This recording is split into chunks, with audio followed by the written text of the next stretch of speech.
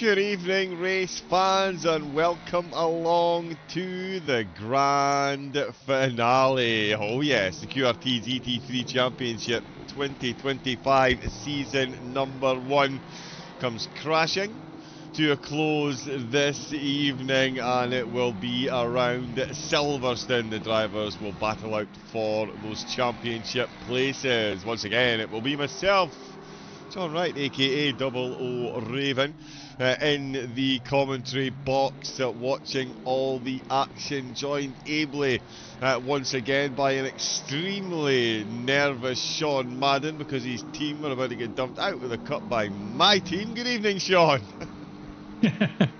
Good evening, John. Good evening, QRT. I'm not nervous at all, John. You know, my team's got nothing to lose. But yeah, no, definitely looking forward to this one. Yes, of course, the grand finale of Season 1 2025. And what better place to be than Silverstone, John? Indeed, yeah, what a track, what a night it's going to be. The 3 championships will all be decided, and it will be here at Silverstone. We've already had Watkins Glen, Suzuka, Kailami, Imola, and of course Bathurst the last time out. Oh yeah, what a race that was, and it's going to be another good one tonight here at the home of the British Grand Prix. And yeah, some incredible corners. This is going to be a very good one. Yeah, Silverstone tonight, Sean, going to be incredibly good. Bathurst last week certainly threw up a few results as well, though. I mean, in the championships, nowhere near decided. It's all down to the final flag. Yes, indeed, John. Yeah, I have to say Bathurst was full of drama, and I have to say it was one of the best races I think we've graced in the QRT today. It was certainly the battle of the Titans, and definitely separated the men from the boys, that's for sure. It was Damien Konzik for what I would say the most part of the race. Looked like he was playing second fiddle to David Granz as they battled their way up the grid from the initial extended pit stops because of the success penalties. But it was Damien Konzik when he got the opportunity, grabbed it with both hands and got the race win with the fastest lap of the race as well, and the 3rd win of the season with David Granz. You know, great race from him, but he had to settle for 2nd position, but did claim his 3rd podium of the season. And then Mike van der Hoek, who had the race lead, and we thought, you know, maybe possibly he could hold on to the race lead and grab his first ever win, I think, John. But in the end, came under, you know, serious pressure from the 2 drivers just mentioned, and had to settle for 3rd position. Yeah, Damien Konzik had the fastest lap with a 2-minute .025 in the pro category, of course. And then in the silvers, we had Jacob Borovic, who grabbed his first win of the season, also got the fastest lap, 2-minute 1 flat.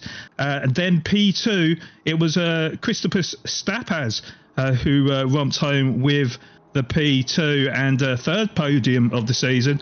Ben Sullivan grabbed P3 with his 3rd podium of the season. And into the amateurs, it was Anthony Victor Chappelle with his 2nd win back-to-back, actually, and with the fastest lap time of a 2:01.817. Darren Putman grabbed P2 with his 4th podium in a row, and P3, Johannes Suldevics with his 2nd podium this season, claiming the last step on the podium. But yeah, John, obviously this is the grand finale. How does that look in the standings? Yeah, let's have a look and see. It is incredibly close, as you would expect. I'm looking at Damien Konzik and David Granz, of course, 153 and 144 points between them. Granz, very grateful for the drop round 19th, but Konzik wasn't appearing, didn't race in one of the rounds, so yeah, with 2 drop rounds, it really is still well up for grabs with De La Zeus currently in third place. Marcus Schoberg only 8 points behind and a point ahead of Ed Sterling there in 5th position in the silver split, which looks like that. It is Ben Sullivan who is leading the way, only 9 points ahead of McCutcheon. Again, some interesting drop rounds there. Sullivan with 2 wins though, and 3 trips to the podium. They're 6 points ahead of Christopas Skapas, who's been pretty consistent in that Audi, and he's been on the podium. He's either on the podium or outside the top 5, so we'll see what type of race he has tonight. 3 points ahead of Florian Lacroix. Borwick, with that win last week, sees himself still very much in the hunt for top 3 honours as well. And in the AM category, Anthony Victor Chappelle leading the way, back-to-back wins, as Sean said. 6 points separate him from Darren Putman, who has only been off the podium once. So very much in the hunt tonight as well. Christian Booth in third place, only 3 points adrift. They've got 22 points back to Felinas Salif with 2 drop rounds that wasn't here to race. But the other 3 results, a second, a third and a fourth. A podium tonight could see a bit of upset in the top 3. So Leviks and Ramirez rounding out the top 10.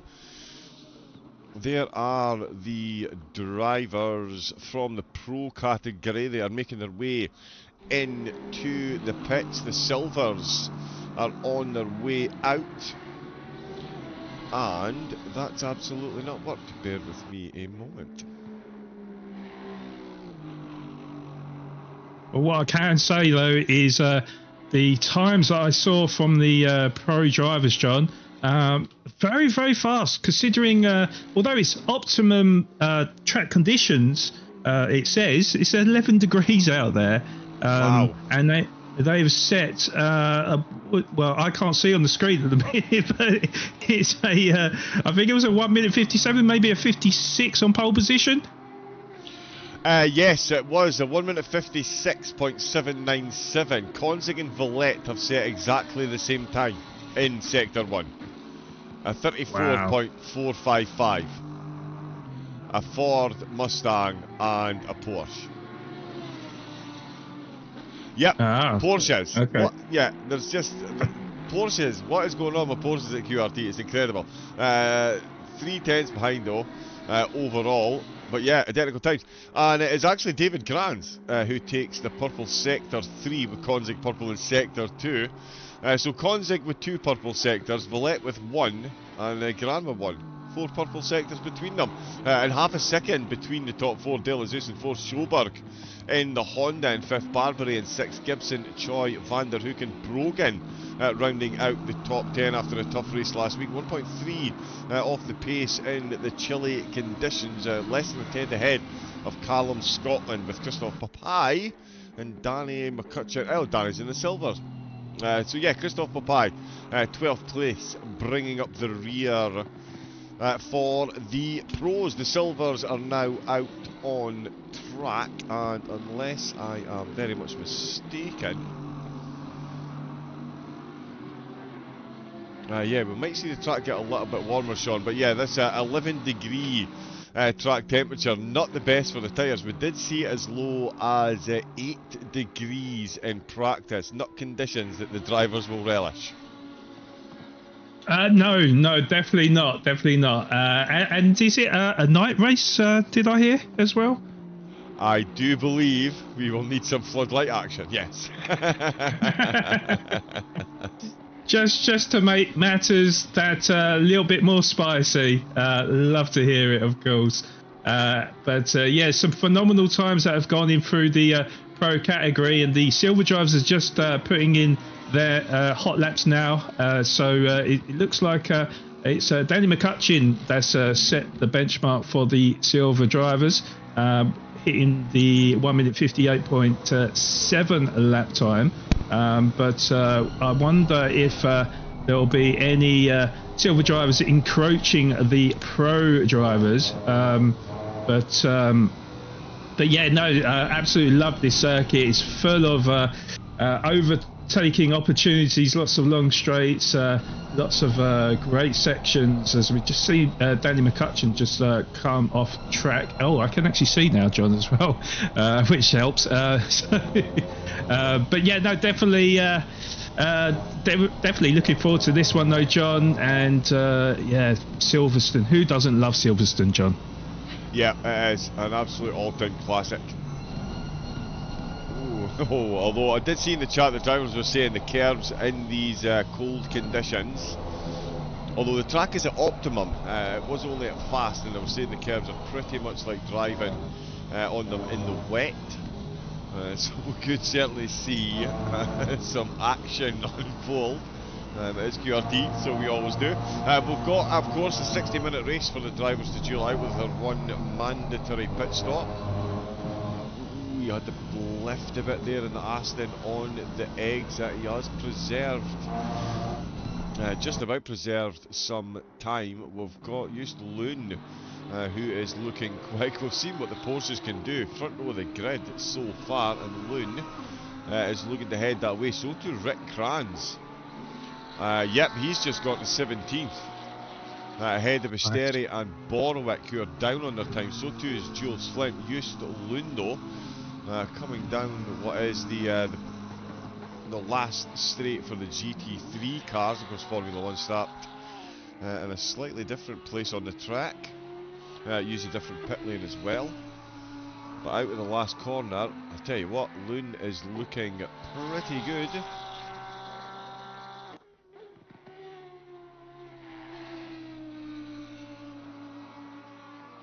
Oh, up to 18th, I tell you, I thought he was going to jump a little bit more than that, although look how close he is to Rick Kranz. Half a tenth between those two. That is a good promising start. We've got Mike Wilson. He's actually carried a lot of time across the line, and here comes... yeah, he's looking to get into the 59s as well. Alex Perry. Sorry, the game volume does seem a bit low.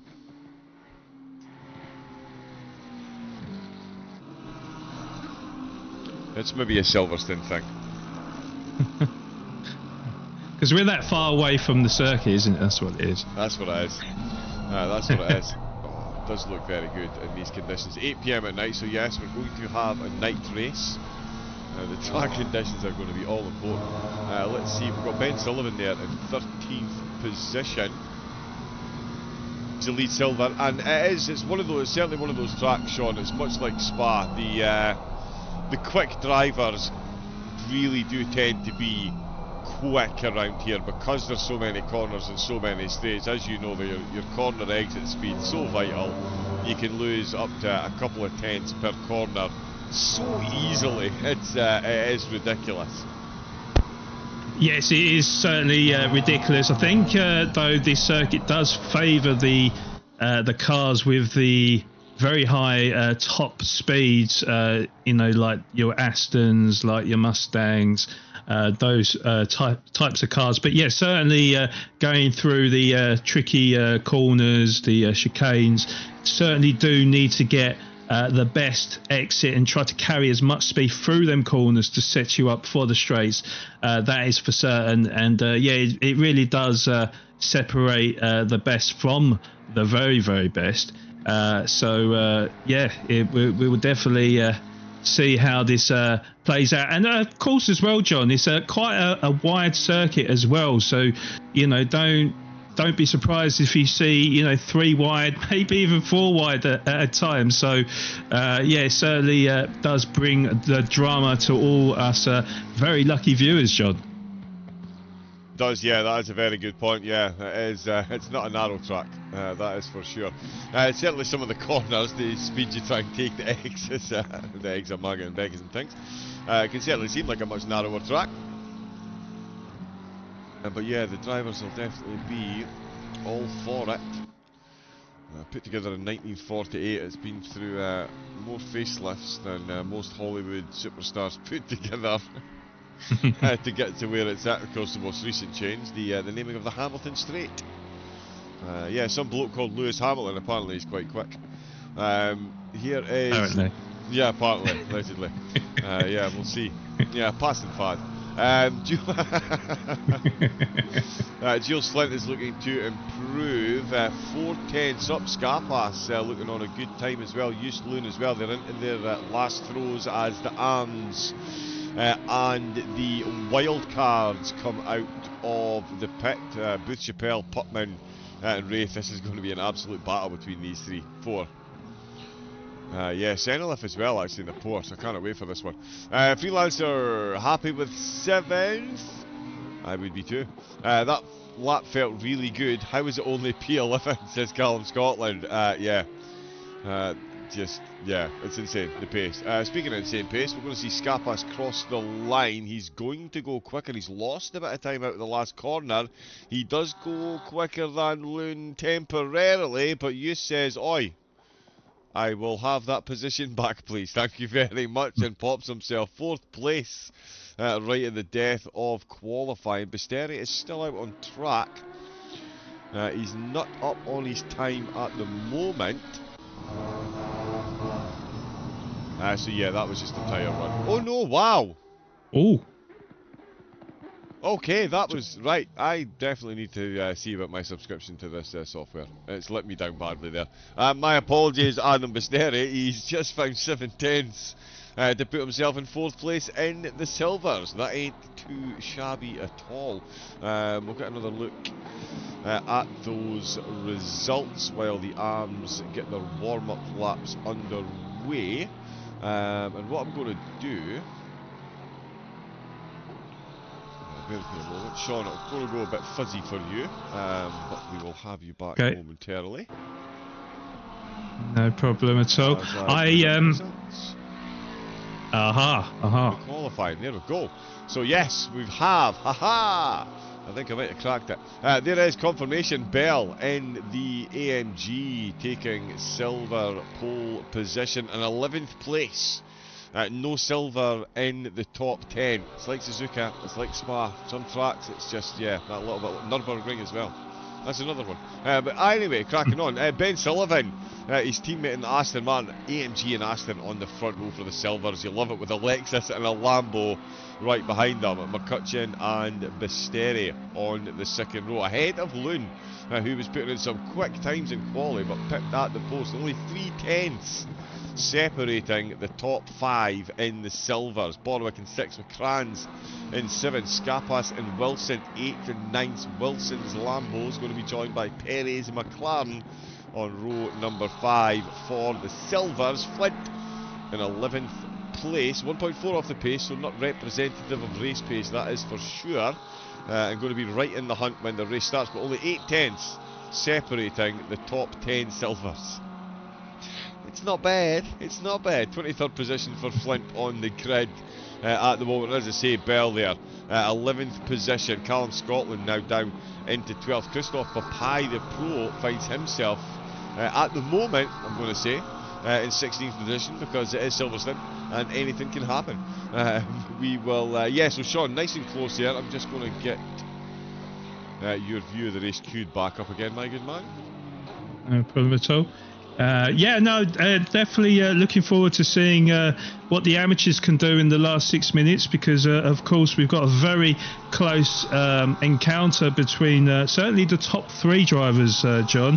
Anthony Victor Chappelle currently leading the amateur championship, but Darren Putman is close for company in P2, and I do believe as well it is Christian Booth in P3, so we do think that it possibly will be a top 3 showdown to see who will actually claim to be the fastest in the amateur for this season 1 in 2025.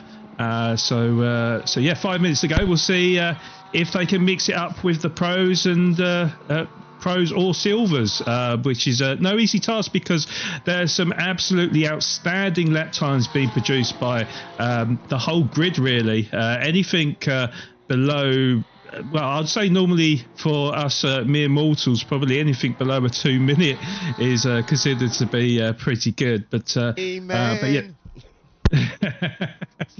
certainly most of the drivers mixing it up in the 57s and 58s is fantastic to see. And so far in the amateur class, it looks like we've got 59s and 2 minutes of course. Amy Lavoie is a wild card, I do believe, John.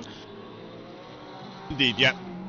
Yeah. So we might expect to see Lavoie raise up quite a number of positions, but certainly we've seen the likes of Anthony Victor Chappelle compete with the very, very best, and I'm pretty certain he's going to be at least a silver driver next season, John. Yeah, I would say so. Another epic factor with QRT, of course, drivers getting promoted up, and yeah, it's something that we, all the commentary team, it's still something. I was speaking to George Cook recently, and yeah, we're talking about commentary and races that we've done, and yeah, QRT was featured heavily, again, talking about, and Sean, you've seen it as well, drivers to come up a league, and yeah, they'll make an instant impact bringing home race wins, and they'll find themselves fighting for top fives and overall championships and things, and yeah, the on-track action is battled out right through the standings, and then it carries on through the next season. So yeah, and the development here is absolutely incredible. Iron sharpens iron, they say. Well, John, I'll never forget one of the races that I commentated on with it was Luke, wasn't it? I was with Luke. We was at Spa, and it was literally a photo finish at the end where the actual telemetry got the data wrong. There was actually 1,000th separating P1 and P2 as they crossed the checkered line, but the telemetry actually got it wrong, and as opposed to what we could actually see on the track, and it was full of controversy, and I don't think I've ever seen anything like that towards an ending of a race, not knowing who actually won the race. yeah, it does get literally does not get any closer than that. You can't get any closer. I do think I remember that as well. Actually, I remember you messaging me. Oh, I think we've announced the wrong results. I don't know what's going on. Like, yeah, no, that's yeah, that is pretty close, and yeah, it's like that season after season. It's all on YouTube as well, so if you don't believe us, you can actually go back and watch it all. That's right, QRT have got a YouTube channel after much poking and prodding from myself, and some of the drivers as well, I'm sure. But yeah, you can get over there, get onto the SimGrid host page as well, and get yourself involved in the fine racing action, and get yourself a link into the Discord group, and yeah, get in there and say hello. So it says almost P34 was 3/10 up in the last lap, but lost it in the last corner. Happy with P5. A lot of fast people today. Understatement of the year. Looking forward to the race, says Marcus, showing up for the Honda. Yeah, and again, there's another one, Sean. Sorry, there are drivers out setting lap times. Dan Putman is actually in the lead of the ARMS at the moment, but that's been another interesting one. Marcus Schoberg. It's why I think the Porsches are just blessed here at QRT. I don't know if it's something in the BOP or something. It's just incredible. But yeah, Schoberg's results last season, and I did, again, to harp on, I don't get many things right, so I do like to bring them up. I did say last season, it'd be interesting to see what he can do in a quick car. He can challenge for top positions is what he can do, and it's, yeah, it's great to see. Well, you see, I didn't actually think that the Honda was one of the favourites amongst the drivers. I heard that it wasn't the fastest in the straight line. I also heard that it was a little bit sluggish through the corners. But I don't know whether or not Marcus Schoberg is just an absolute god on whatever car that he uses, or maybe we've got it wrong about the Honda. But yeah, certainly ever since we've known Schoberg, he's been very, very impressive. And as you said with the Porsches, we didn't believe that that car was great amongst all the manufacturers out there. But Schoberg definitely proved us wrong. And quite a few drivers this season as well have proved us wrong as well. You know, they've really been very competitive and mixing it up with the very, very best. So I take back all my comments about these these so-called non-meta cars, John. Indeed, yeah. Yeah. What do we know? Yeah, that's why we're not out there winning races. Darren Putman's looking to win it in the arms. There we go. Flash of lights, Darren. Boom. What a livery that is. Senelef comes from Wow. no place in the Porsche to go second, just ahead of Wraith. And I do mean just ahead. That's half a tenth. Absolutely love it. Lavoie finishing in 26th with a 1 minute 59.2. I'm slightly surprised by that. I'm not going to lie. Christian Booth jumps into the pits in Aston with a 59.7. 28 cars under 2 minutes, Sean. Outrageous. Yeah, and the biggest surprise, John, Christian Booth and Anthony Victor Chappelle at the back of the grid as well. Well, in the amateurs days, which is something I didn't foresee at the start of the broadcast. Yeah, no, you and me both. Actually, is Chappelle serving a... He might actually be on a quality ban. Not to be Mr. Doom and Gloom, but these things do happen in racing. But yeah, it might actually be on a quality ban. But what I'm going to have to do, we'll bring up the full qualifying results. So, yeah, bit of shifting about.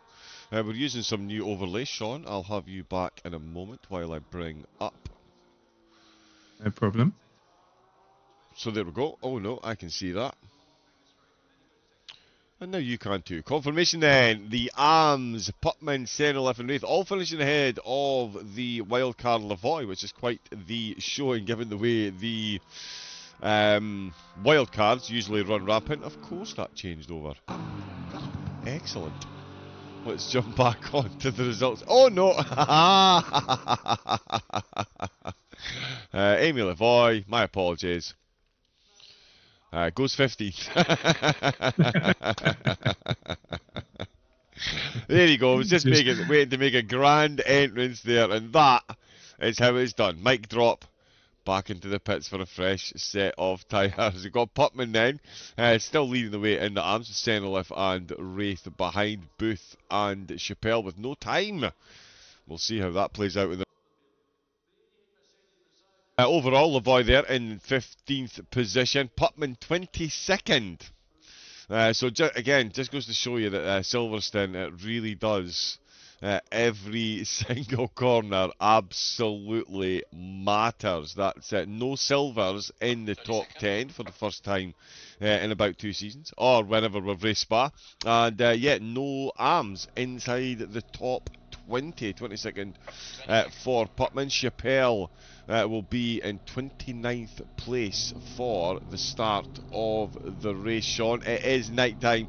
It's 9 degrees. The only saving grace the drivers have got at the minute is the track is optimum. Other than that, this is a fun way to start here at Silverstone. So ACC got this right. 9 degrees in optimum. I'm not sure about that. But yeah, certainly the lights are, the lights are out, so to speak, and yeah, visibility is not going to be the best for the drivers. So it certainly does throw a spanner in the works, and the drivers will need to be extremely concentrated, and of course the curbs will be very slippery in these types of conditions and temperatures, and of course at Silverstone we've got some big old sausages there as well, haven't we? So yeah, it can ruin a race, can ruin the suspension, can spin out a car, so they definitely need to avoid them as well. But yeah, I think in terms of the lap times though, John, which are spread out across the 3 class categories, I think obviously Silverstone being a very long circuit, probably one of the longest circuits on the calendar, so yeah, definitely a lot of corners and a lot of time that can be lost should you not get the very best exits. So but yeah, really looking forward to this though, John. 1 hour under the lights, so yeah, bring it on. Indeed, yeah, the drivers on there warm, up lap. Warming their fingertips to make sure they can still grip the wheel. Yeah, it's going to be some interesting view for the drivers. Anyone that's driven at Silverstone, you know just how fast and flowing some of these corners are. You have to be absolutely right on the edge, and yeah, will the tyre grip be there early doors? A lot of brake squealing, as you can hear when we turn that down as the drivers furiously try and get some heat into the brakes. Of course, the first corner complex that they go through. Verstappen Bend, I believe we call turn 1. I'm going to get myself into trouble for that one. But then, yeah, of course, straight into Maggotts and Beckett, and that is, it's almost like a tap dancing routine through there. Dabbing each of the pedals, a whole lot of turning in one direction, a whole lot of turning in the other, and then back again, and then on the way out and on to a straight. And as Sean said, a very, very wide track that lends itself to overtaking.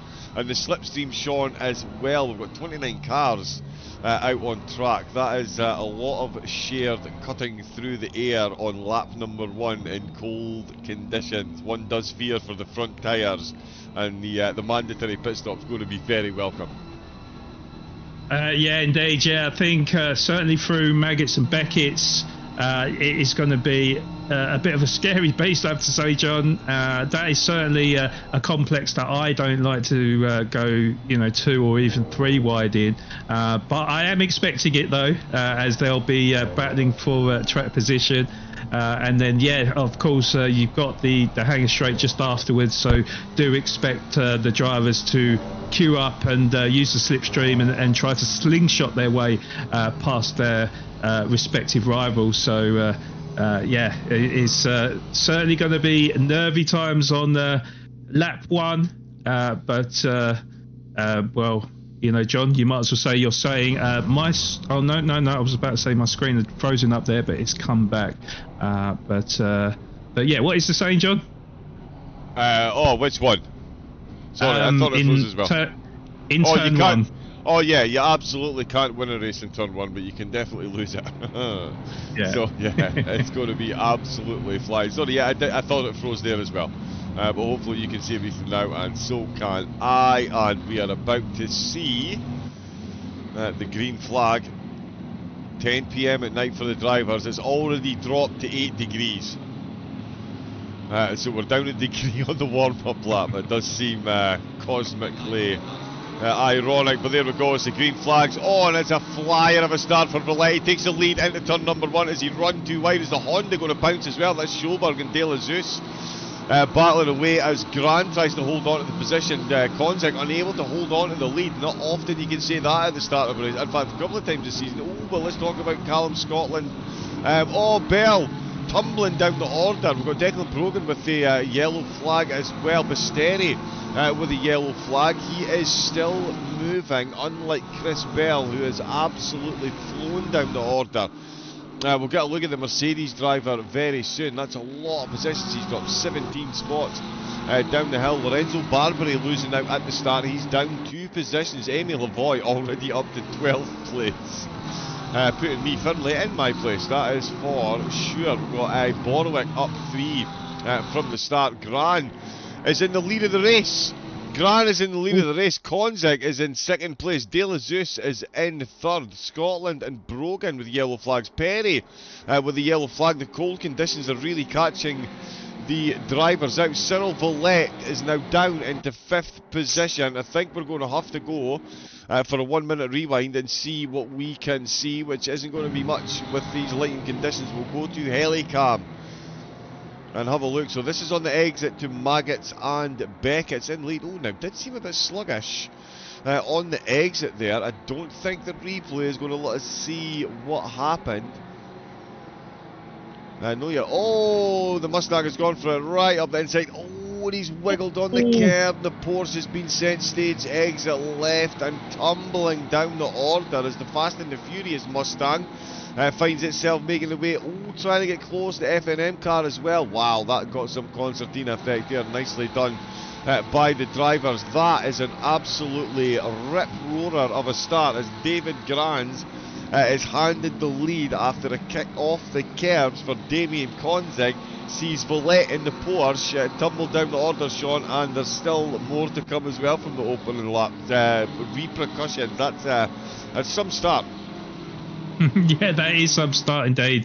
And yeah, David Grands has to get a move on as well, doesn't he? Of course, if he's got any chance of leapfrogging Konzik in the championship, he needs to at least grab the race win and hope that Damien has a bit of a stinker, which, let's be honest, doesn't ever happen, does it, John? No. As last week proved. So, so yeah, here we'll be counting the lucky stars and just hoping that he can perform on the night and at least bring home the race victory. But yeah, fantastic start. And as I said, John, kind of jinxed Bell in terms of the Maggots and Beckett's scenario. I did fear for the drivers being very cold on track, and the brakes and the tyres being very cold as well, trying to get them up to temperature. Yeah, already a frantic start to this race, and I suspect that there's going to be more drama. Indeed, yeah, we can actually get a look. We're looking on screen there at the battle for the silver lead. Chris Bell started in the lead of the silvers. He is bang in the middle of the pack here. We'll see if we can see off the line the 2-turn-1 cars go side by side. Oh, he's short inside and he's caught Declan Brogan, and Brogan himself is actually much further down the order, so yeah, big contact there. I'm not sure that's full. Oh no, wait a minute now. Okay, is this the same accident? I think there might have been one. Oh, yep. Ooh, so he's made contact there. He's slowed up a bit as Del Zeus sets a quicker time. They're going to go 3 wide into Maggots and Beckett as Callum Scotland goes up the middle. Oh, and he's backed out of it, and the car in front's had a wiggle, and Chris Bell, that is why he is right down at the back of the grid. We've also got Declan Brogan.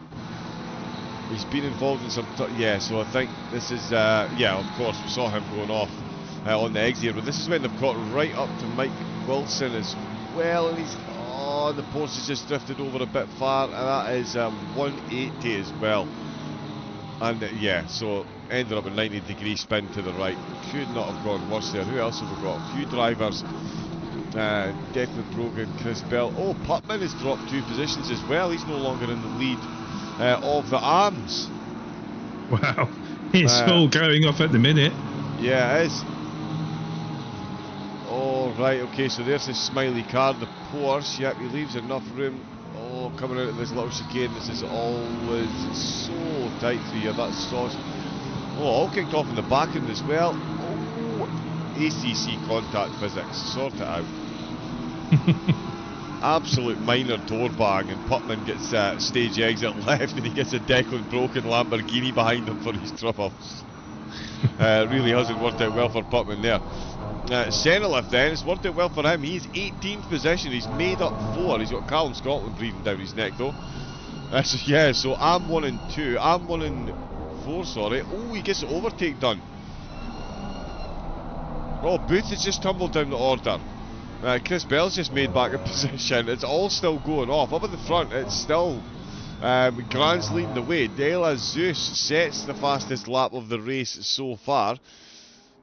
No, he doesn't, because David Grant has just set the fastest lap of the race so far. Thank you very much, David. I appreciate your timing. Could not have been better. Cyril Villette in the Porsche started in 2nd. Now down in 5th position. After a very unfortunate contact. We've got Callum Scotland is looking for an overtake here on arm leader Senelift, much like Brogan is on arm 3rd place. Putman, Wraith has got a silver chasing them down. So the arms definitely getting themselves involved from the start. Wraith down a couple of positions. Oh no, sorry, my apologies. Wraith's up 4. So yeah, good start for him. Scapas, Putman, Brogan, Wilson, Bell, Booth. He's where he started actually, and Chappelle up a spot as well. Jules Flint had an incident on the warm-up lap and started a bit down on the field. Some good times going in through the sectors. I don't think anyone's told them it's only 8 degrees. But at the minute, Sean, we have Ben Sullivan just behind Lavoy, managing to fend off McCutcheon for the moment, but yeah, McCutcheon's not going to be long catching up. The Lexus and the Aston, they really can duel it out for pace, and McCutcheon, as we've seen, if his races go well, they go well. So this is going to be one to watch, because they're getting held up by, not held up, they've caught up to Lavoy, who's up to 10th.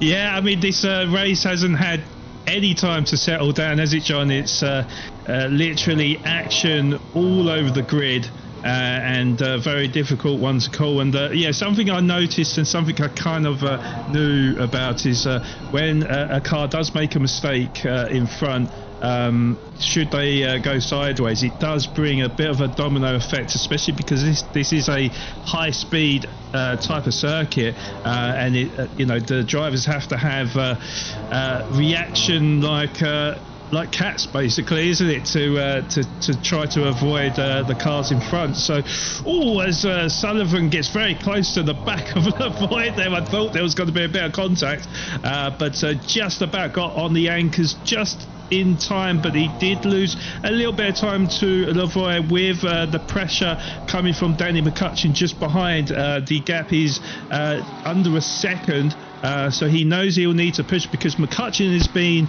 on the season.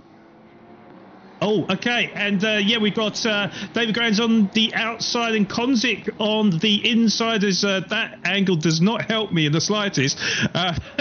Grands defends for his life and holds off Konzik for the time being. As we come through to the Hamilton Straight right now, it looks like David Grands is got his nose in front, but Konzik is smelling blood right now, and he's looking to take a bite and try to try to resume the race lead yet again. Oh my God, he's so close to the back of Grands there. For the time being, it looks like Grands is going to hold on to the lead of the race, though, John. Yep, Grant's doing well there to hang off the advances of Konzik. They were saying in the chat, these two, this is, yeah, it's going to be close between these two in the championship. Konzik himself did mention that it could come down to the points for fastest lap. He wasn't able to race in one of the races as well, so that drop round has effectively gone to waste for him. But he is absolutely all over the back. Cruel contact as well. Could well find himself on the receiving end of a penalty. It definitely was not malicious, but he did clip the inside of the curb. He did bounce over and make contact with the car on the outside. So yeah, the stewards may be left with no choice but to slap a 10-second or so penalty on there, and of course the success ballast penalties as well, which it occurs to me we can't actually see properly, so this is slightly off centre, but yeah, there we go. Yeah, Konzik with 20 seconds, of course, Grands 15 seconds, 10 each. Oh, that's times being set. Yeah, so we'll see how long the drivers are in the pit for, of course. But they've got their success ballast penalties. They should be on the tower, but they're not. But we will crack on. Well, I mean, obviously, I can kind of update you a little bit whilst we have the opportunity. But yeah, as you mentioned, though, John, yeah, David Grands has got a 15-second success penalty. He's currently leading the race. Konzik will serve the 20 seconds. And David Grands, oh God, he defends for his life there through the loop. And Konzik will not leave him alone, John. He will not leave him alone. And it does look like Konzik is just biding his time to try to set up a move out of one of the corners onto the long straight. But yeah, with barely half a second separating the top two right now, it is certainly going to get very interesting in due course, basically, John. Yeah, it's definitely getting interesting at the top of the silver division. Ben Sullivan, he's in an Aston. Keep forgetting how bad that back camera is, so let's jump on to the front of the Lexus. That is Lavoie up in 10th position, Sullivan in 11th. The Mercedes has definitely got a straight line pace over the Porsche, but Lavoie driving the absolute perfect racing line at the minute. Sullivan unable to get his way past McCutcheon. Did find himself within half a second of Christophe Papai, but has managed to get a 1.3 second gap. So he's going to be fully focused on bringing home the bacon here, as we are only 13 minutes in, so plenty of time for the Lexus to almost lose the pack through Maggins and Beckett there, but does manage to hang on through Chapel Curve, heading under the bridge. These cars do sound phenomenal through here. There we go. And McCutcheon find himself closing up, not as close as Sullivan is getting once again to Lavoie. You can see the flames firing out the side of the car. Oh, McCutcheon maybe run a little bit deep there, not able to get that corner exit, but oh, and Sullivan absolutely poking and prodding, looking to try and find a way past Lavoie, put another car between him and second place in the Silvers. Loon has made good progression. He's 5.5 seconds down on Christophe Papai, 6 seconds down. Oh, he's gone right up the inside on the Hamilton straight. Oh, they've made contact on the exit through Abbey. That is Lavoie ejected, and here comes Danny the Patience McCutcheon. He's looking for a move through the loop into the Village Complex. He goes, he's on that apex very neatly indeed. The Mercedes is on very deep. He's going to struggle to get the car rotated. And if I'm not mistaken, I think McCutcheon, yes, I am mistaken, because the Mercedes did get the power down. Ben Sullivan absolutely hanging on for dear life there. Danny McCutcheon almost handed an absolute gift, Sean. And Lavoie now finds herself down in 12th with Sullivan up in 10th position, and McCutcheon still breathing down his neck as the drivers up in the top 5 are just sharing that purple lap between them. Villette looking to rain on Grant and Konzik's parade with an early contender for fastest lap of the race. But yeah, this battle, Sean, McCutcheon and Sullivan, and we know that the Porsche behind has got pace, could get right back into this as well. Oh, 100%. And to be honest, I thought McCutcheon was going to go for the old switcheroo, but Ben Sullivan really recovered well on the exit, and he has managed to pull away for the time being. But as we go through Maggots and Beckett's right now, McCutcheon will be looking to eye up a good exit and try to use the power of that Lexus down the straight to try and catch up to Ben Sullivan. Which is no easy feat because he's in the Aston Martin, of course, and we know how fast that car is. Yeah, Lavoie 1 second behind, just behind McCutcheon. So yeah, all to play for between the three drivers there. Definitely one to play for right now is Feline's Senilev right now, who is trying to hold off Declan Brogan, which is definitely no easy feat. And we've also got certain Darren Putman battling it out for the position of 24th, trying to hold off Chris Bell, and for the time being looks like he's going to hang on to that for the time being. But yeah, Chris Bell certainly looking to avenge the start of the race, because of course he had an awful couple of laps, and looking to save his season as he tries to hang it around the outside. He's afforded the space, he's got the inside line, and I think Bell's made his stick.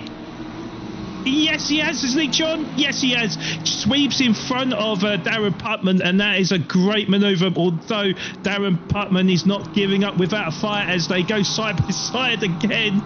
And, yeah, no, Bell takes the position, although he looked like he went a bit deep and all. Who's that? Number 85, that's Wilson. Sideways into the barrier, John. Yeah, that is a big mistake on the corner exit there. Wilson finds his Lamborghini ejected. I did say the drivers were saying it was like driving on wet curbs in these cold conditions. The track is at optimum, but the curbs certainly are not. Booth took a void in action. He's dropped down a few positions. Good evening to everyone in the chat. We're getting a lot of raids from Germany. Good evening to everyone from Germany. We've got Seyklex. Raid from Germany, says Nils Raidermacher.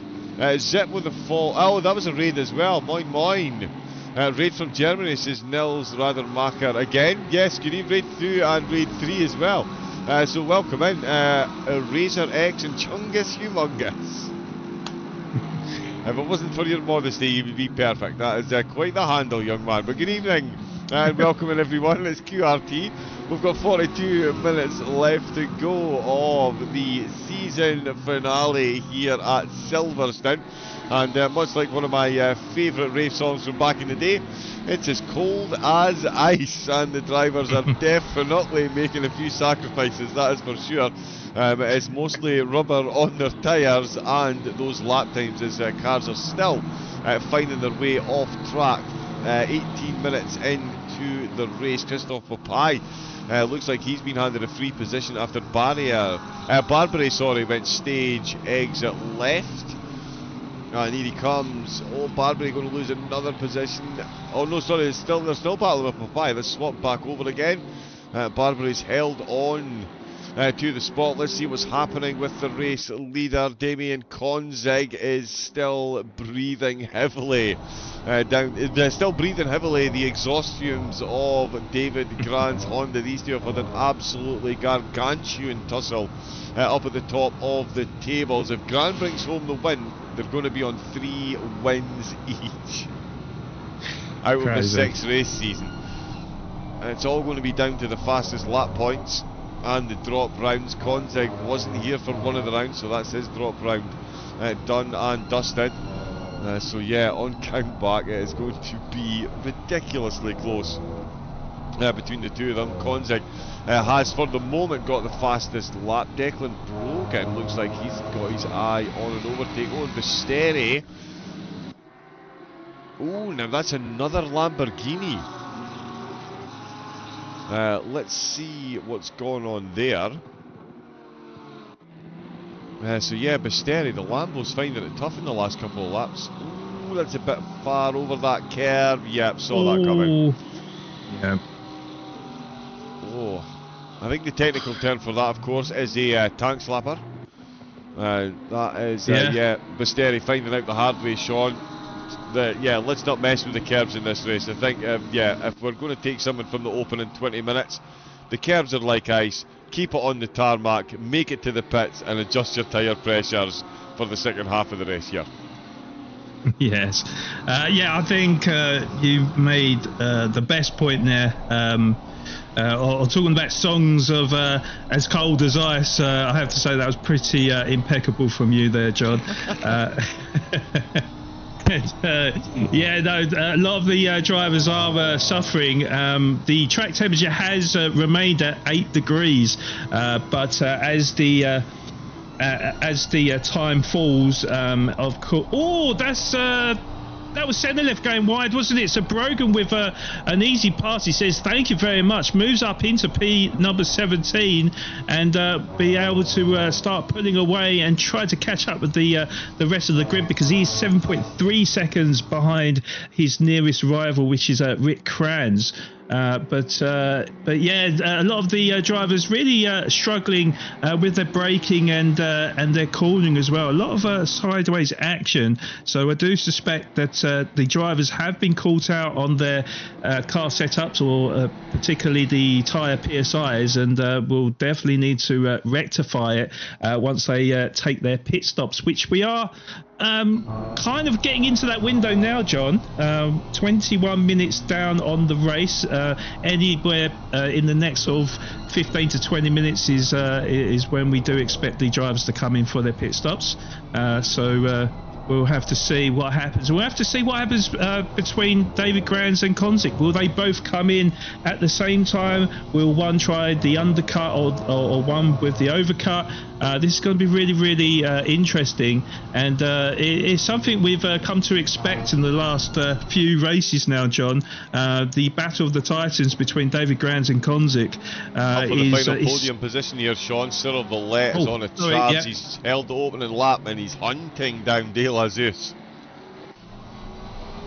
Indeed, yeah. So Villette, of course, had the race lead at the start of the race, but then Villette who got collected, wasn't it, from Konzik, fell down the grid, and he's looking to start pushing up the grid again. He is, as you said, John, he is just over half a second behind Arnold De La Zeus. If he can navigate through Maggots and Beckett's to perfection. This is the all-important exit now out of Beckett's. It does look like he's got a strong run out, and it looks like Verlet is going to use that slipstream to his advantage. I don't think he's going to make it or make the overtake stick by the time we get into Stowe, but of course he is going to provide immense pressure to De La Zeus, and yeah, you could definitely see that gap coming down, John. It certainly is. Gap coming down with Chris Bell and Rathan Penny as well. Bell, of course, was in the lead of the Silvers before getting caught up in early incidents. He is now down the order and fighting for his championship. Sullivan and McCutcheon still the silver leaders. Villette looking to get himself back onto the podium. Had an absolute flyer of a start, as Sean said. Took the lead of the race and an unlucky contact, so I'm down to 5th place. Got past Schoberg, who is now putting himself a gap between himself and Gibson.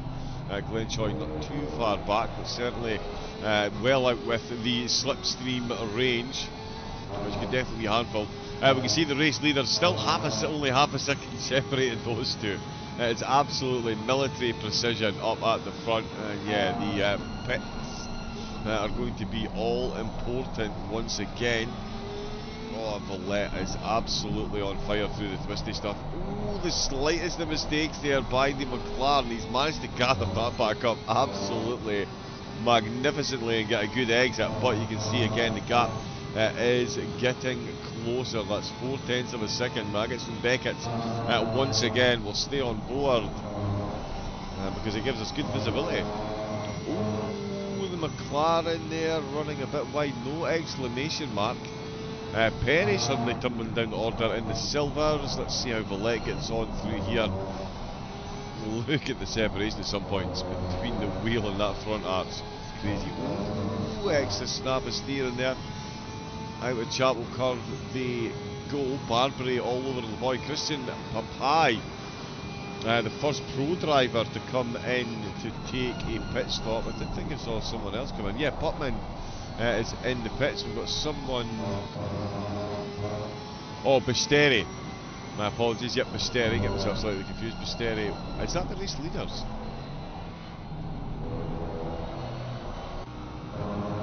Yes, it is. Well spotted, John. Wow. Konzig now is second behind. Tyres maybe feeling the pressure ever so slightly given the conditions of being in the slipstream. They're not big fans of that. But yeah, 3.6, so De La Zeus and Villette not losing a lot of time to the race leaders. That is for sure. They are more than in contention, especially with the success ballast penalties that the two drivers ahead have got. These two are in pole position for race wins at the minute, although we'll see what Konzig can do out with the pits after the penalty. It's just otherworldly. Barbary still trying to get past Lavoie, who's got back up to 11th position. Now with a bit of a gap to the silver drivers battling ahead. Loon up onto the silver podium as well. Didn't quite get it done in qualifying, but that is vanity.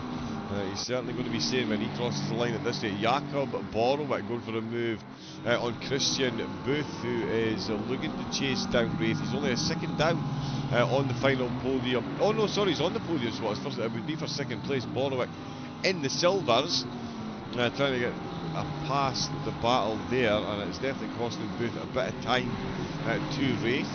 He'll be happy to hang on to that. Oh, and there we go. Cyril Villette comes into the pits. Interesting. Yeah, he's got a... Oh!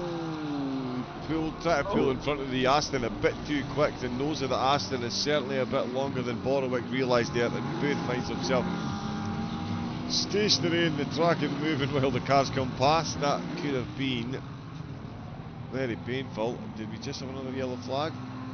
I know, that is Booth. I thought someone had taken a avoidance action and ended up in the gravel. Thankfully not. And I did just notice Chappelle is in the pits right now. I don't know if he's taken his pit stop or not. He's at the back of the grid, so I don't know if he's just having a bit of a nightmare, or did he start the race? I mean, I would imagine he must have, because we've not mentioned Chappelle too much, who is the current leader in the amateur championship. So I do wonder what's happening. Yeah, he's been in the pits for quite some time. Did start the race right at the back, but didn't complete the first lap. Okay. It's just returned to the pits, and yeah, it's been sat there since the start of the race. The timer is ticking very highly. At the moment, very high at the moment, as you can imagine. There are the drivers. So there is Villette. That's how close the field is. Villette comes in less than halfway through the race. He's back out in 19th position. He's got Jakob Borwig and Chris Bell, the two drivers ahead of him. Gibson looking to make moves inside. He's trying to get the position back. Oh no, sorry. Konzik. Konzik's in. Yeah. With Belazus as well, so it looks like Konzik is going to try the undercut. Of course, Konzik is going to serve that 20-second success penalty on top of his normal pit stop, so he will be in that pit lane for a considerable amount of time. Of course, David Granz will have 5 seconds less to serve once he does take his pit stop. So it should be advantage to Granz, as we see, is it Loon just going off the track there? Yes, indeed, yeah, just on the way onto the Wellington straight, course to the commentator. Just as I say, he was having a really good race. He ends up with a Porsche-style corner exit. It's amazing how easily the Porsche can lose the back grip on the back wheels when there's so much weight with the engine there. I know aerodynamics, but yeah, you still have to wonder. Konzig, stationary for a painful amount of time. He is going to lose positions in the pit. We'll see. Yep, there goes Villette. He is already out. No success, ballast penalty, and that puts him in the overall lead of the race. Well, net lead of the race at the minute. David Grant. Provisional. Yeah. Yeah, provisional. Yeah, he's got 10 seconds to serve as well. So yeah, it's going to be some absolutely vital laps for Villette.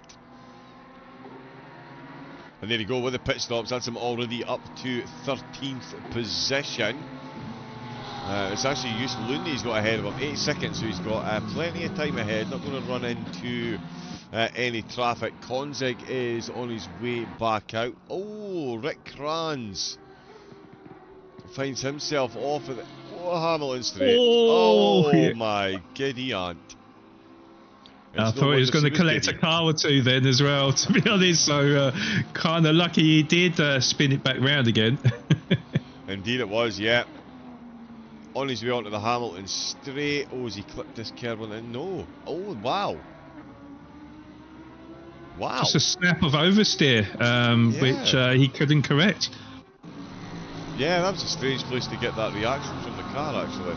Usually it's the apex before that in the Ferrari. I know that from personal experience. Grant Schober comes into the pits. Ben Sullivan looking for more laps in the lead of the race if he can stay out beyond Grant, of course. But Schober in the pit. Lavoie up to 4th, McCutcheon up to 3rd place while the pit stops iron themselves out. Scotland and Gibson come in from the pros as well. There is Declan Brogan going past. He's going to stay out in the Lambo. Jakob Borwick is very close to Arnaud Delazus, who's taking his pit stop. I think he's just been overtaken as Rick Kranz comes in to the pits. We're over the halfway mark of the race. Konzig is catching up to Christian Booth, who does have to take his pit, and in fact does come into the pits as Konzig rounds the last corner. Quite a few cars still in, and we've got the top 7 on track still to come in. That's 1 pro, 2 pros, 4 silvers and a wild card. Sullivan and McCutcheon now separated by 2 seconds. Ben Sullivan making hay while the moon shines. He is, yeah, catching himself a nice bit of a lead over the Lexus at the top of the silvers. Christophe Papai looks close to Lorenzo Barbary. These two are out of the pits. So this is for position. Scotland back up to 18th. Booth still in, Kranz still in there, so Konzig now 14th, Villette up in 8th position, closing in on Justlund in 7th, and Grant's coming to the pits. David Grant has come into the pits. Now it gets interesting, Sean. Does he come out behind Villette or De La Zeus? I think he comes out behind both of them, I think. I could be wrong, but I think so, because he's got that 15 seconds, and they were pretty close behind Konzik and Granz when they came in for their pit stops. I think he will crash. Oh, okay. Let's have a look on that replay then. And he's got no one around him either, so this looks like it's going to be a mistake, John, as he comes through club. And oh, same thing. Just gets that snap of oversteer, and just cannot save the car. Obviously, snapping to the right, you try to correct it to the left, and then it just spins to the left. And yeah, it looks like the drivers are really struggling with the temperatures on track, I think, John. Yeah, they certainly are. Was there contact there, John? No, just a bit of netcode on the screen. Ah, okay. I'll tell you what, though, that is very close for David Grant coming out the pits. He's got the Ferrari just behind him of Glenn Choi. So Choi finding himself in the hunt for a good finish here. He's Sam was between, he's behind Grant and Gibson, who are very close. And I tell you, Marcus Schulberg is right in the hunt here as well. This is going to be a phenomenal little battle in the middle, and it's absolutely not what Grant wanted to come out of the pits to. That is for sure. We've got a yellow flag every place. There we go, it's gone away again. Callum Scotland's back in the pits. As Amy Lavoie comes in from the race lead, Ben Sullivan then will get his usual race lead lap. McCutcheon in second, the two silvers still out. Rogan, Bell and Loon also still out of the pits. You can see how quick Grant is even on his out lap. He's getting those tyres right into the window. We've been in the slipstream in these conditions, very cold. Oh, and the track's just gone from optimum to fast as well. Okay. So the conditions are definitely degrading. Sullivan's come into the pits. McCutcheon has stayed out. He wants a bit more data on what's going on, clearly. And this, Sean, as we can see, another snap oversteer out of absolutely no place onto the Wellington straight. I believe that is Alex Perry, who just finds the back of the car. And there we go. 3 or 4 cars. There is the Lambo that went off early doors. That's the QRT Lamborghini. The driver of which, Mike Wilson. It is Mike Wilson, of course it is. Yep, so just getting out the way as well. Grant is absolutely in the hunt for this position now. Let's jump on board with the Honda, having a look into turn number 1, deciding against that one very firmly, and can't say I blame him. That was quite the place to go for it. Didn't quite have the Honda heat there, but he is still definitely in the hunt. But this is costing him time to his target. Although it's now just dawned on me, he is actually ahead of Konzig, Sean, by quite some margin. Sorry, yeah, I was just about to say, because Granz was serving that 15-second success penalty. Konzik had the 20 seconds, so he had that 5-second advantage. As he goes up the inside of Mark Gibson, and he doesn't fight for that position. I think he just lets David Granz through so he can concentrate with his race pace. But yeah, David Granz had the advantage over Konzik, although I have to say he was getting a little bit held up, David Granz, and I think that gap has closed slightly, but yeah, we may see the replay of what we saw from the last round, John, at Bathurst, where serving their extra penalties and tried to salvage their race by trying to climb up the grid and try to get into the race lead by the end of the race. I sense a bit of deja vu, John. Indeed, yeah, we've definitely been here before. Is it going to be the same script though? We are going to find out. We're going to see Marcus Schulberg go for a move on Glenn Choi on the way into Brooklands. Nicely done on the brakes. The Honda Definitely, yeah, one of the drawbacks to the Honda, of course, no traction control at all under 50 kilometres an hour, and that was definitely lower than 50.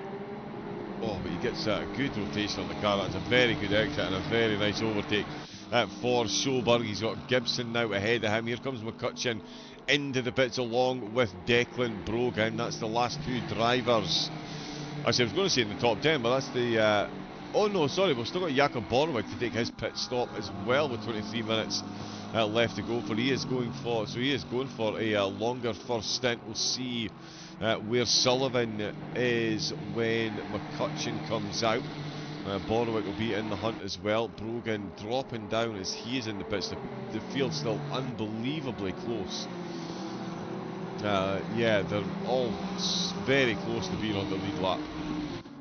Yeah, and let's not forget as well with Danny McCutcheon, who is currently in P2 for the silver category, actually coming out in front of Ben Sullivan, which is interesting because Ben Sullivan is the current leader in the championship for the silvers, and Danny McCutcheon really does need the at least a race victory to have any chance of grabbing top spot at the end of the season. So that is some interesting developments there, John. Indeed, yeah. Yeah, big switch around in the pits. It always happens with these penalties. You absolutely love to see it. It keeps the championships absolutely down to the wire. Chris Bell started in the lead of the silver category, finds himself 17th place. Overall, he is chasing down that podium though. He's got Loon within half a second, and Basteri not too far up the road with 20 minutes. Ooh, although he's run wide there. We might see some drive-throughs. In fact, yeah, we haven't seen any so far. This track definitely does have the potential for the drivers to violate the track limits once too often and get themselves a cheeky little drive-through penalty. I would be surprised if we go a whole 1 hour race with very close to 30 cars and don't see one, but stranger things have happened, so we'll see if we get that tonight. That would be absolutely remarkable if we manage that. Or if the drivers manage that, sorry. Let's see what Barbary is doing. He's got Christophe Papai ahead of him. They're inside the top 10 for the pros. Borwick will come into the pits and they will both jet straight past. So this is inside the top 10 of the pros. The pros started in, the silver, started in 11th place. And it looks like the lead silver is going to finish in 12th position. So the pros really stamping their authority. I think we've lost... we have lost the Voy. I was just about to say the wild card, but no longer in. Declan Brogan looks like he's back in the pits as Loon and Bell go past. Borwick going for a nice long first stint. Chris Bell...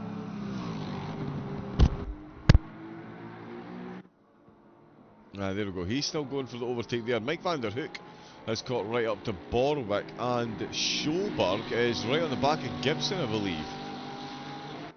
Oh, he went for the overtake and he's lost a bit of time. Van der Hoek right on the back of Borwick. He's still in the pit. Brogan tumbling down the order. That's a lot of damage he must have picked up. We'll see if Chris Bell can pick up the position here from Loon. This will be for 4th place. In fact, they're 13 seconds down. But this is going to be interesting. The Porsche is really going to have to be good through the twisty stuff because the Mercedes, Sean, has got him absolutely outgunned in a straight line. Yes, indeed, he does. Yeah, Chris Bell is definitely a man on the mission right now, and yeah, he's applying that pressure to Loon. It does look like he's just got that extra bit of speed, and yeah, if he can set himself up through Village, which does take a good line, cuts back in over the apex. That's perfect. That is all.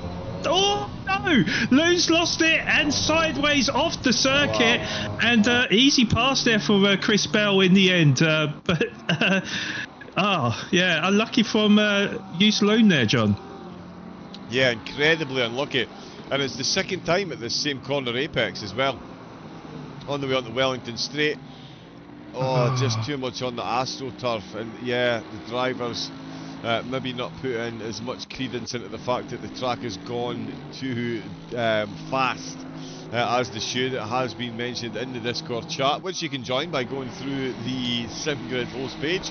Get the Discord link as well, make sure you jump in. But the drivers were saying it's like driving on wet curves once it gets to 8 degrees and the track isn't fast, so it's yeah, a bit of a steep learning curve a couple of drivers are on. Damien Konzig is on a steep trajectory,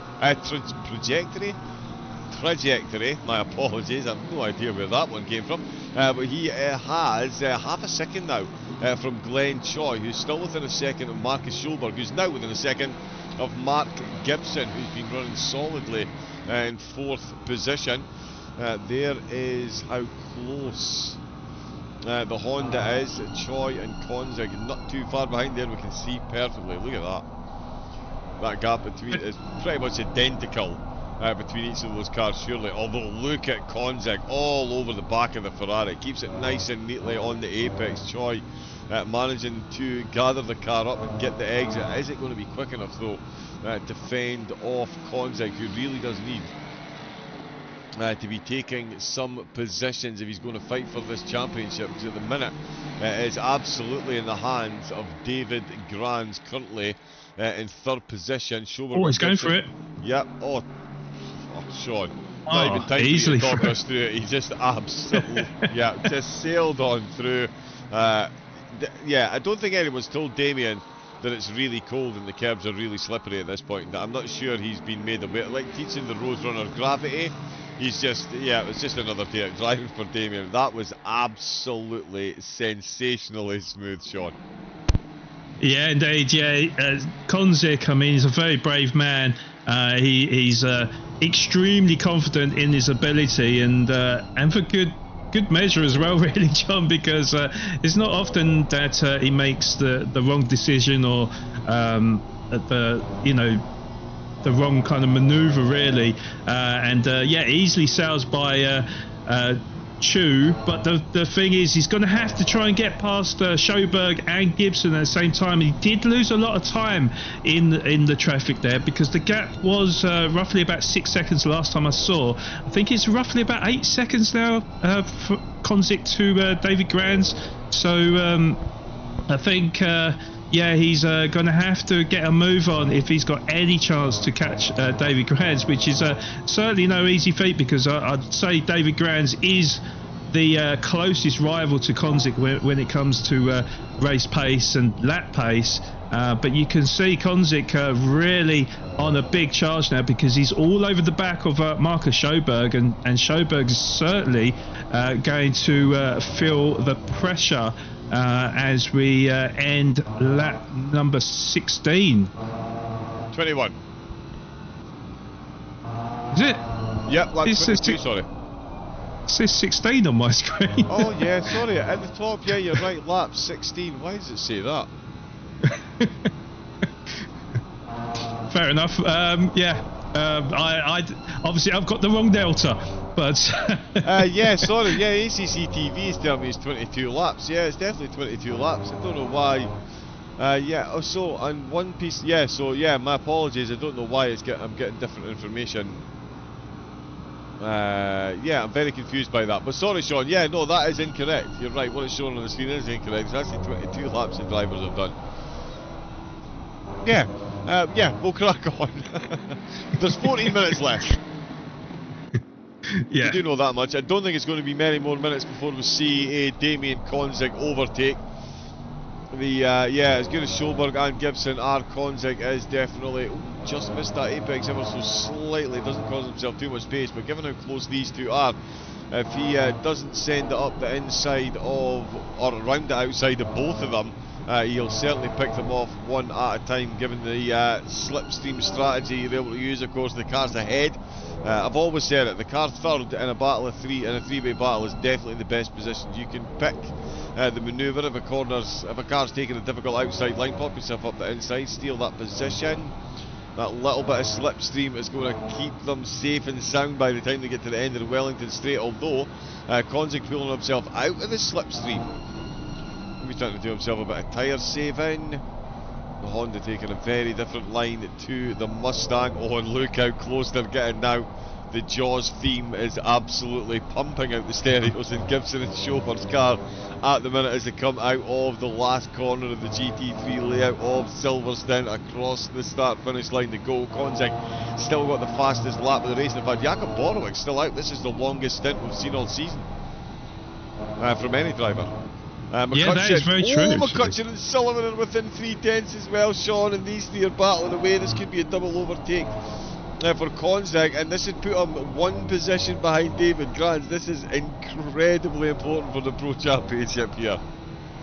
Yeah, indeed. Yeah. Can he get the double slingshot on the straight now? The hangar straight, that is, and it looks like Schoberg is going to take the inside line. I think no, Konzig is going to hang around the outside with the overspeed. It looks like he's got it nailed perfectly. He's going to have the inside line as we come into club, and of course he does get it stopped on the sixpence and moves in front of Marcus Schoberg into 5th position, and now he's just got that small matter of trying to catch up with Mark Gibson, who is just a second up the road right now. And yeah, that journey to the top is fast approaching, John. It is indeed, yeah. I was just thinking, it's quite a smart move by Schoberg. He's going to know that Konzig is very, very, very quick indeed, so why not let him through when it's as painless as possible, and then follow him past Mark Gibson. If you can't get the overtake done, let a quicker driver do it and follow him through. And you can see Schoberg on the way onto the Wellington straight. He has the little Honda that could in a straight line. He gets a good exit. Konzig with a slightly better exit on the way to Brooklands. But Schoberg is definitely hanging in there, and Konzig is definitely making moves, closing that gap on Gibson, with Glenn Choi lurking in the background as well. McCutcheon now 1.3 seconds down on Ben Sullivan, but they're fast approaching Lorenzo Barbary. Oh no, sorry, Borowick is still need to take his pits.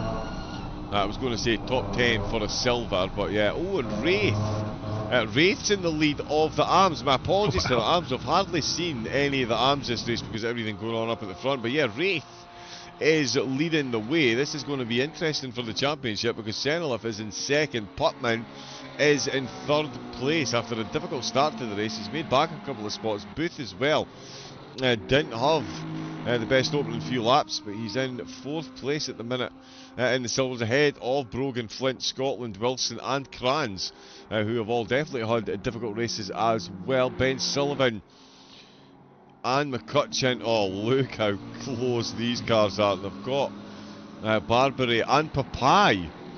Papai is suddenly in the battle, and he is in an Aston Martin, so we've got a terrible rear camera, but Barbary, it looks like, is in a side-by-side position. He is indeed. Ben Sullivan in the silvers goes past the pro driver, looking to get the silvers back up to 11th place. Barbary on the way into Stowe finds himself behind. Wow, and fast approaching is Danny McCutcheon. He'll be looking to use the slipstream with the cars ahead to try and get himself the silver win. Damien Konzig is now only 4/10 of a second behind Gibson, and that's just dropped to 3/10 of a second. Schoberg still hanging on in there as well. He is not too far behind, as you can see once again onto the Wellington straight. Schoberg still at 7/10. Sullivan right on the back of Papai. Barbary now 8/10 down. McCutcheon losing a bit of time. Oh, Booth's had to come back into the pits, unfortunately. Oh wow, look at that, absolute bumper to bumper between Konzig and Gibson, and Schoberg is right back in the hunt as well, Sean. This really is a phenomenal little battle, certainly from our point of view. But Konzig, he is a gentleman as well. There's no thought of any untoward manoeuvres. He's going to win it clean or he's going to bin it, and you love him for it. And just as I'm saying that, Gibson makes a mistake and Konzig takes the spot. Yeah, he's taken full advantage there. He never misses a trick, Konzig. If you do make a mistake just in front, he is there to pounce, and pounce he certainly did through Maggots and Beckett's. And now he can now concentrating, hunting down David Granz, where the gap has come down slightly. It's gone from 8 seconds to about 6.7 seconds, but with 8 minutes to go, is that going to be too much of a tall order for Damien Konzik? We'll have to wait and see. But yeah, big battle though in the midfield section right now. We're on board with Christoph Papaya, that's in a Ben Sullivan and Barbary sandwich. And we'll be looking on the replay now. Yeah, Marcus Schulberg going past Gibson. Oh.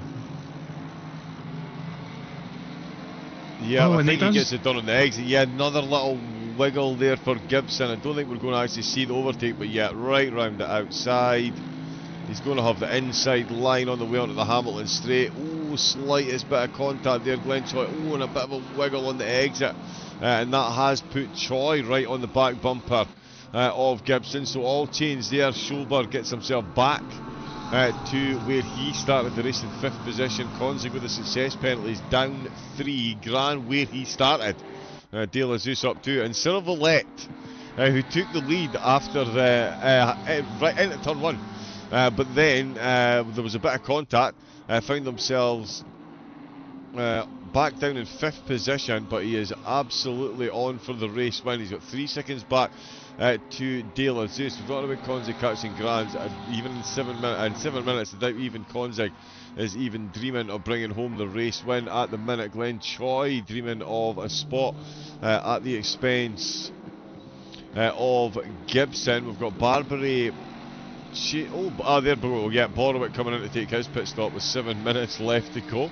Talk about leaving it late. There is Borowick in the pits. Ben Sullivan is in the lead, but it is Danny McCutcheon all over the back of Barbary in the closing stages. But that's not going to help him in his quest for the silver win. Ben Sullivan finds himself up into 9th. So there we go. The silver's making a 2-position gain at the start. 2-position gain on where they started, sorry. So getting into the top 10. It's been quite the display. Chris Bell as well. Has been quite the display from him. He's only down 3 positions on where he started. And he ended up at the back of the grid at the end of lap number 1. So that has been quite the comeback. Not quite going to be enough to see him onto the... Oh, just as I say that, he's only got 2 seconds to Basteri for a podium. Glenn Choi still hanging on the back of Gibson. Konzik now 7 seconds down on Gran, and the fastest lap between these two is only separated by, sorry, brain stopped working there, 0.070 seconds. Wow. Yeah, 700ths of a second between their fastest laps at the minute. And yeah, those points could be all important, Sean. Yes, indeed, and certainly as well, John, there could be a bit of controversy at the end of this race as well. As I've just looked at the chat, Racing Instant is saying that there is a potential lap 1 incident to be reviewed involving the 913 car. Well, that 913 car is that man, Damien Konzik, of course, had that incident with Cyril Valette. If it comes down to that, David Grans may win the championship here, John. Yeah, how would that be for absolutely down to the wire?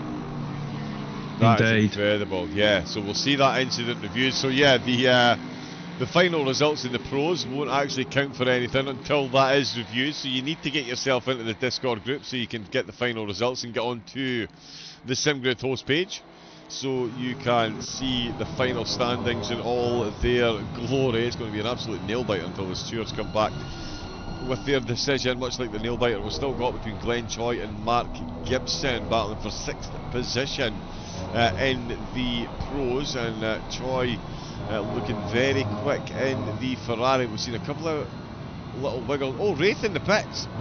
Wraith in the pits, Sean. Senelif is going to take the lead. Putman back up to 2nd position. That could be enough to see him win the championship.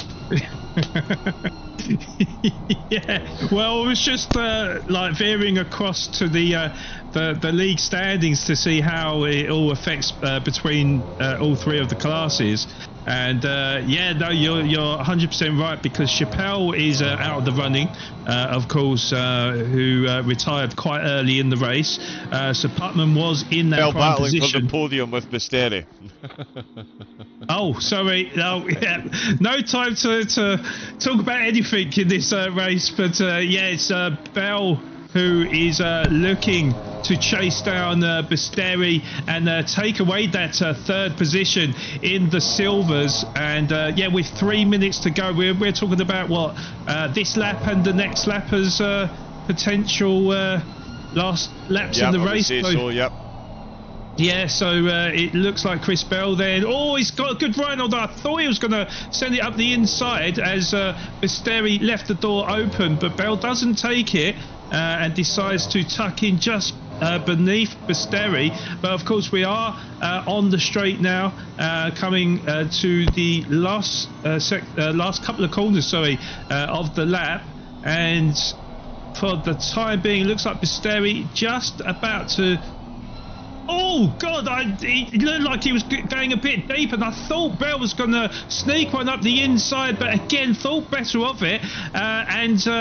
Yeah, it looks like Basteri, he's just about to hold on to P3 for the silvers for the time being, but Chris Bell is not going away at all, and Basteri knows that. He'll be looking firmly in his mirrors, and we know that is a dangerous thing, especially as we come into Maggots and Beckett's, and Basteri will be praying that he can get a good exit out of here, otherwise he'll be a sitting duck down the hangar straight, John. Yeah, he really was. Well, it's absolutely nip and tuck between these two for the final podium position. Chris Bell looking for some opening lap redemption and keeping his championship hopes alive as he hunts down the Lamborghini of Basteri, and he really is hunting him down. It was a 2-second gap only a few minutes ago, and it is now definitely under 2 seconds. That is for sure. The Mercedes badge very visible even in these dark conditions. Oh, and look how much more pace he's able to carry it in the corners, but it's Basteri who stays on the racing line, and that is a very good exit there. Bell carrying a bit more pace than he wanted to there into the corner, and that's really cost him that vital corner exit speed, and that sees Basteri speeding off to a 1 second gap.